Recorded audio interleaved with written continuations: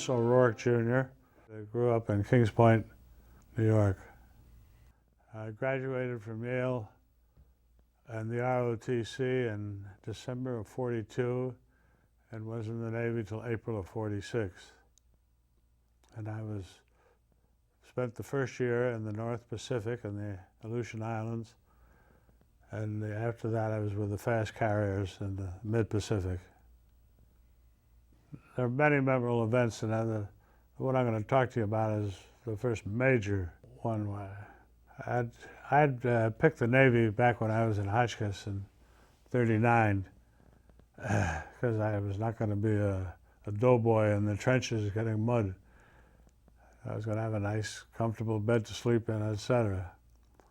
And so I did. I brought pajamas with me when I got on board the ship, the King 242. And I used to wear them every night, and everybody laughed at me because everybody slept in their shorts. And anyhow, one night we got off watch, and we were patrolling the harbor of Kiska with a boat called a PC boat, a patrol chaser, and or something like that. And it did not have a radar, and we had the radar, which was fairly new at the time, and it looked like a big bed spring. And we did the navigating with this radar, and it was only good from 1,000 yards out. Anything inside 1,000 yards became a blur. So we had to keep that other ship always 1,000 yards away, plus with the peaks and the mountains of Kiska was the way we navigated. Yeah, I got off watch, went to bed, and sound asleep, and the next thing I know, this tremendous crash sounded like we'd been torpedoed. And what had happened was somebody had let the PC boat get within the 1,000 yards, lost any idea where it was, and the PC boat, which was a brand new boat, came and hit this old destroyer right in front of the paint locker, which was in the forward part of the ship and after the chains. And it cut our bow off like a broken nose way off to the side. But we didn't know that at the time. We thought we'd been torpedoed. So there I am in my pajamas. And I raced up topsides, put my big heavy overcoat on. It was about 28 degrees out.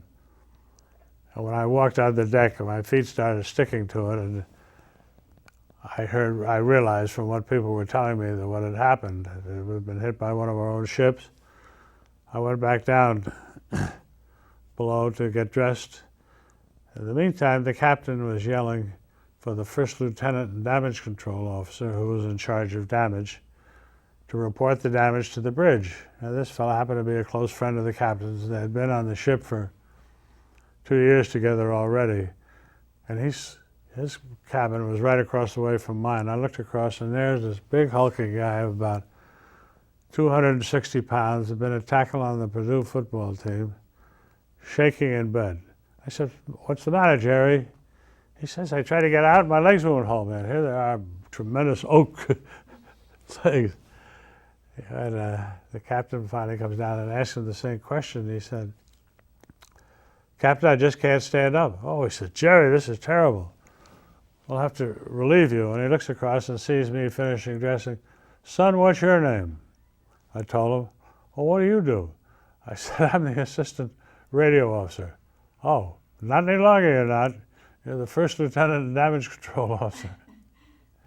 So I knew something about construction from the family business, and he asked what he should do, and I said, "You back the ship down slowly, it'll bring the bow back around, and we'll hold it with the chains." And which he did, and then we backed slowly into Dutch Harbor, which was 1,200 miles away, and got a blunt bow put on. I went back to Bremerton, Washington for repairs. Well, I thought that's the end of the war for me, because it'll take them at least 6 months to put the new bow on. I get into the dry dock, and there is a bow from another old destroyer waiting for us. And within 2 weeks, they had the whole thing welded together, it was electrified and everything else ready to go. And they were my dreams of the end of the war. Oh, well, let's see, that was about March of '43, and I was April of '43. I went back home, I had a 31-day leave, and I went to Washington. Luckily, my roommate's father was in charge of assigning officers, and I said, "You got to get me off that ship no matter what happens." He said, "We only got new construction for the mid-Pacific," and that was just before Okinawa and Iwo Jima and all that sort of stuff. We got out there in time for that. Actually, we got it in time for a typhoon that hit, as they call it, Halsey's fleet, and 3 destroyers turned over and went down. And from then on, it was with the carriers. So we were based out of a little lagoon called Ulithi, which was 19 miles in diameter. And many ships in it, well over 100. And we went out on forays after that for the rest of the war. The war was terrible. I saw some awful sights during the war. We went inside one of the carriers that had been kamikaze. We were the first ship alongside to try and give them fresh water for hoses and stuff like that. And I mean, I saw people just blowing up trying to throw ammunition over the side. You've heard about the chicken and with his head cut off. There were a lot of people walking around like that. Terrible.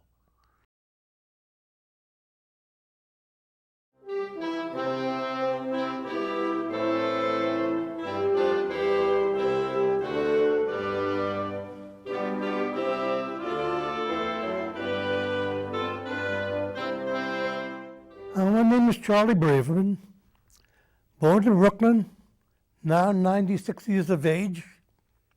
I went into the Army at the age of 32.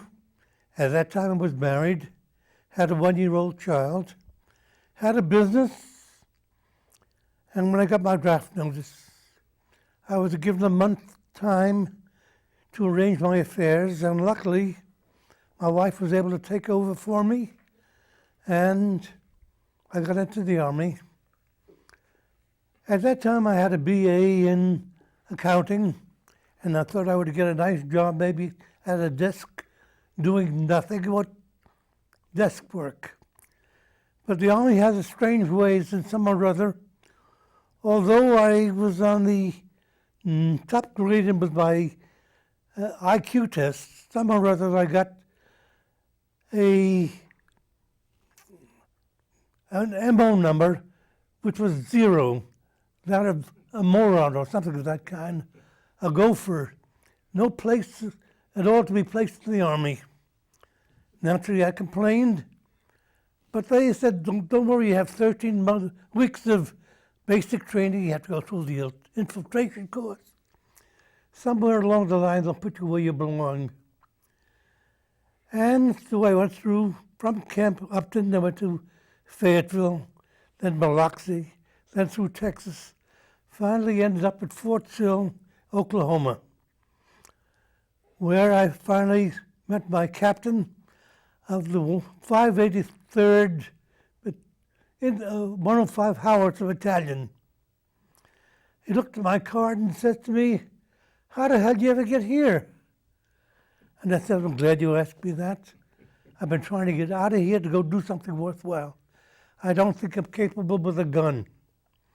But he said, "You're going to work for me here in the office. Being as you don't have an MO number, I can place you any place I want to, and you're going to be with me." And it was very, very fortunate for me because immediately I became the mail clerk. I was given the job of doing the 15-minute orientation talks. I made out the passes for the men, and I became his right-hand man, took care of the POM charts, POM preparation for overseas movement. And while the men went through their various courses and basic training, I marked down their accomplishments. And I very, very seldom saw a gun. 105 Howitzer, the big boom guns. Had a very uninteresting life here in the States, but we eventually ended up in Germany as a reserve unit. Never in any battles. I never fired a gun at an enemy, but I very strangely, because my moron or idiotic job, I was in charge of the office, and I gave directions to the officers and to the sergeants and the corporals, and I worked in the office directly. And my unit was based in Trier, Germany. I was in a DP camp, calling up my first sergeant to tell him the men I needed for the various jobs at the DP camp.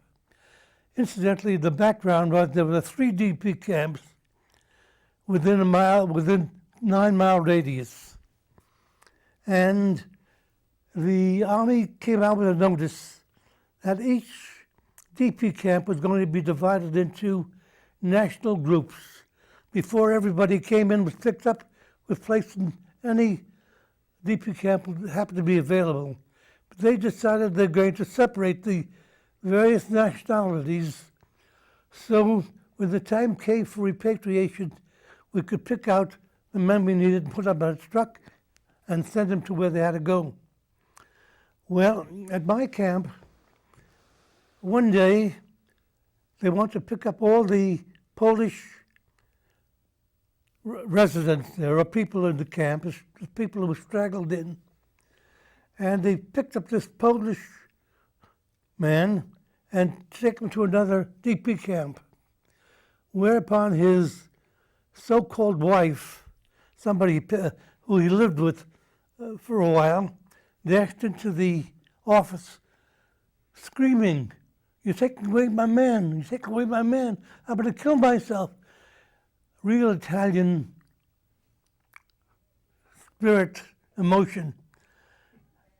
And I tried to calm her down. I could barely understand her language, but she spoke a little English or whatever it was. I understood what the problem was. And I said, "Let me see what I can do." "What's the name?" He gave me the name of the man. And I called up this other DP camp, and I said, "There must be some mistake. You took away a husband of somebody in this camp here, and you're not supposed to divide up families." And he says, the fellow said on the other end, "I was supposed to take away all these Polish people." He says, "But the AR, the Army regulations, number so-and-so, a number I made up, says you cannot do that. You have to send them back." And I says, "Okay, I'll send them back."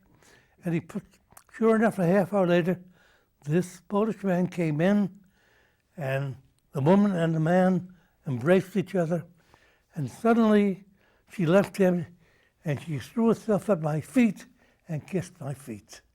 That's my story. No battles, no guns, but very, very interesting to me. There were many other little stories. I don't know whether you want to hear them or not, but my life at the DP camp was a very, very strange one. We first came into camp. They were lined up for breakfast. Breakfast started about 7 in the morning, and by noontime, maybe the last of the people of about 2,000 or so in this camp finished their breakfast. I, at the time, was maybe a corporal, which is the highest position I could attain because of my moronic background, so-called. And although I was only a corporal, I had charge of the office, and I used to give directions to our sergeants and corporals and our regular officers as to the assignment they were supposed to have. And I decided this breakfast business lineup of 2,000 people waiting for breakfast is ridiculous. And I decided I was going to change it. With nobody to speak to because, as I said, my unit was 9 miles away in Trier. I'm all the way down here with the UNRWA, who are taking care of all these stragglers and deserters and people who were picked up from around the area. I figured I got to do something for myself. So with a laundry card and a stamp, I marked each ration instead of one person, 25. And I called the various leaders of the various groups at the camp to pick up their 25 ration cards and take 5 men with them and bring it to me, and I would exchange it for my one card. And instead of having them wait for their breakfast, we would pile up enough food for the 25 people and have them bring it back to their own tents and arrange for their own meals. And the next morning, when our lieutenant who was in charge of the commissary came and saw no lines there, he came about 10:30. He said, what happened to everybody? And I explained what he did. He said, I think we'll keep that system. And that's what we did for the next several days that we were there. And then suddenly we were picked up and we disappeared. And that was the end of my life with the DP camp. And then from there we went to our rest period, to our R&Rs, and we were sent home maybe a couple of months later. That's it.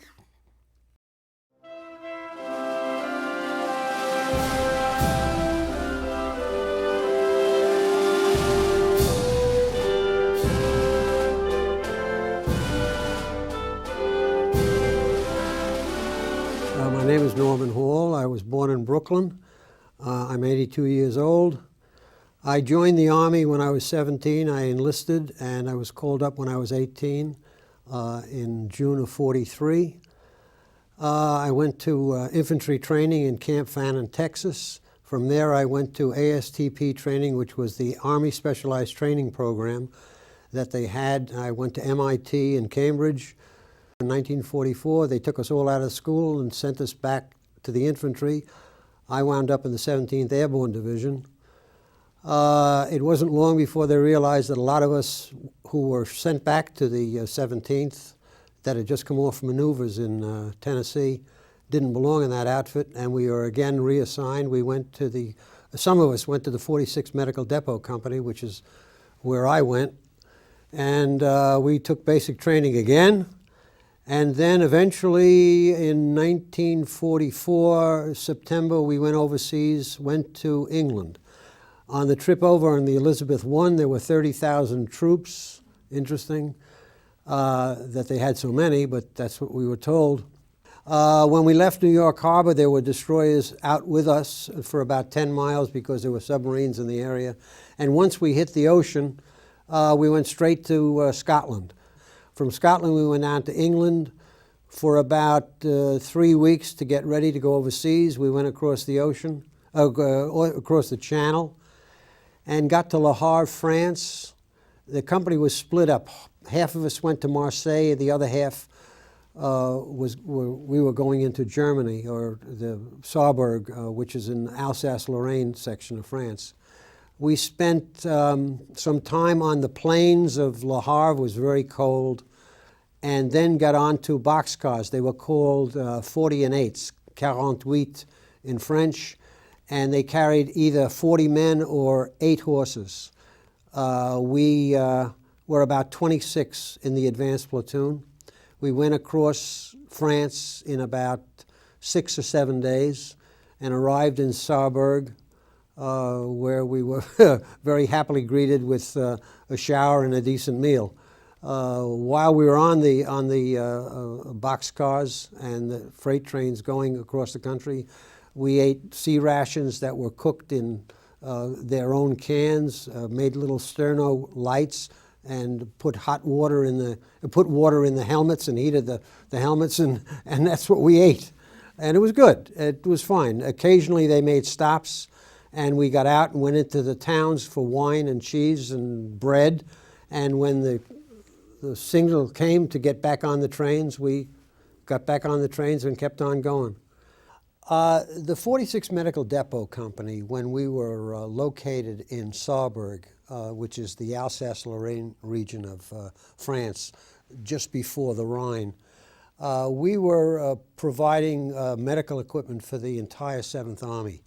One day, while I was working on a forklift in the warehouse, a huge warehouse, which was formerly a stable, a stone stable, my sergeant called me and said, "Norm, I want to talk to you a minute." And I got off the forklift and I walked in and he says, "There's a visitor you have, wants to see you."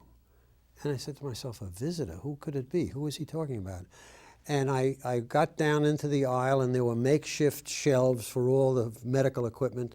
And in the distance, in front of these huge doors, I saw a soldier with a helmet on and a .45 on his hip and a bayonet in his boots staring at me.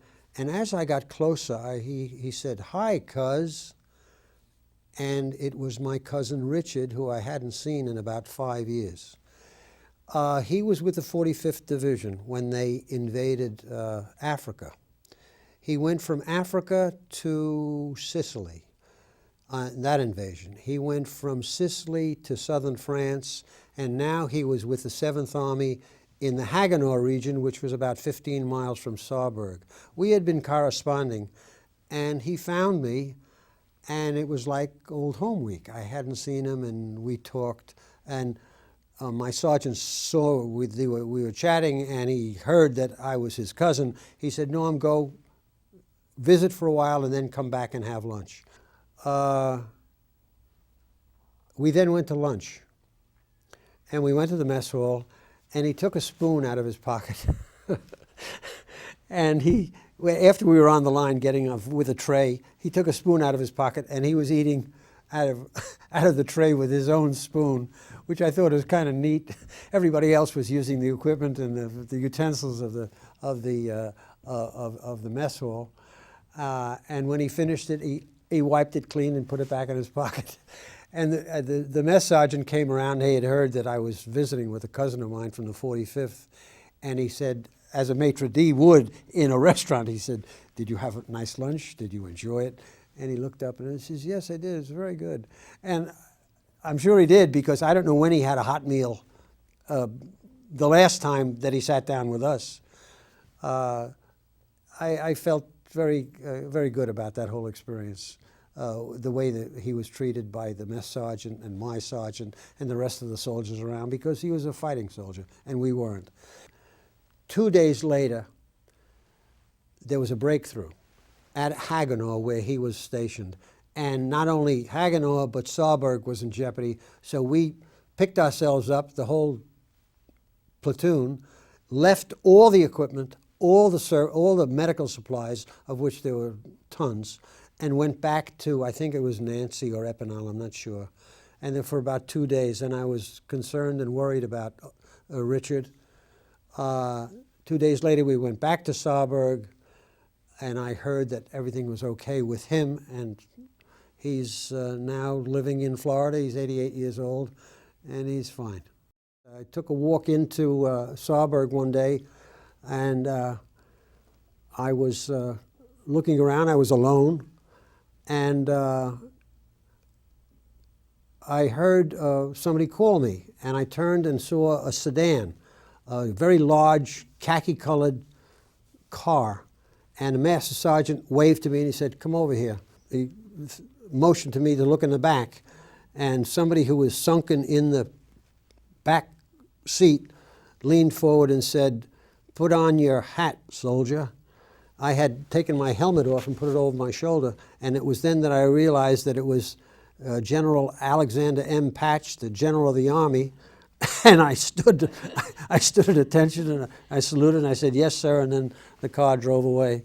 I thought it was pretty neat talking to a General of the Army as a soldier. I was a corporal, and it was something I could tell my kids and my grandkids, which I have over time.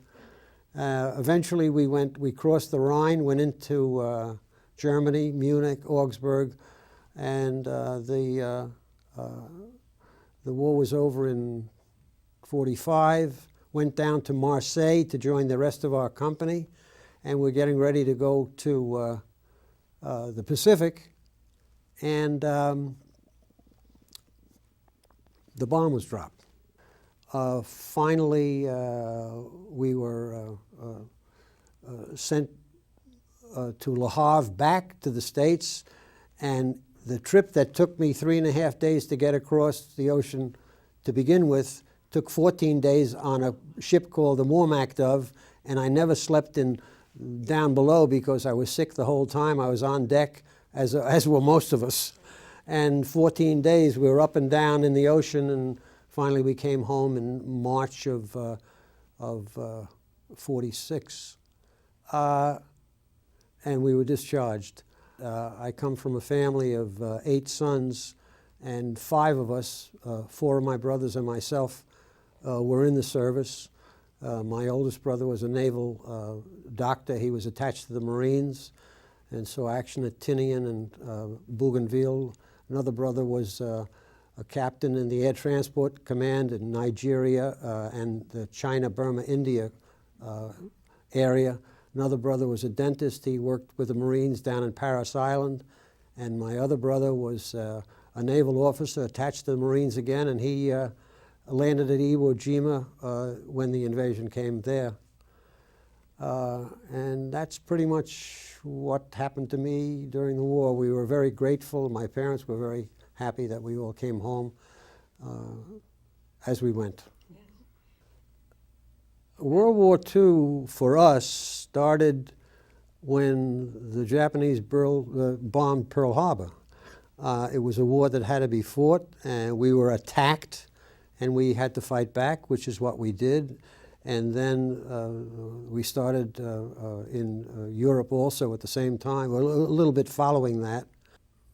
Wars are to be fought, I think, when a country is attacked or your territories are attacked, and not otherwise. That's how we feel about it.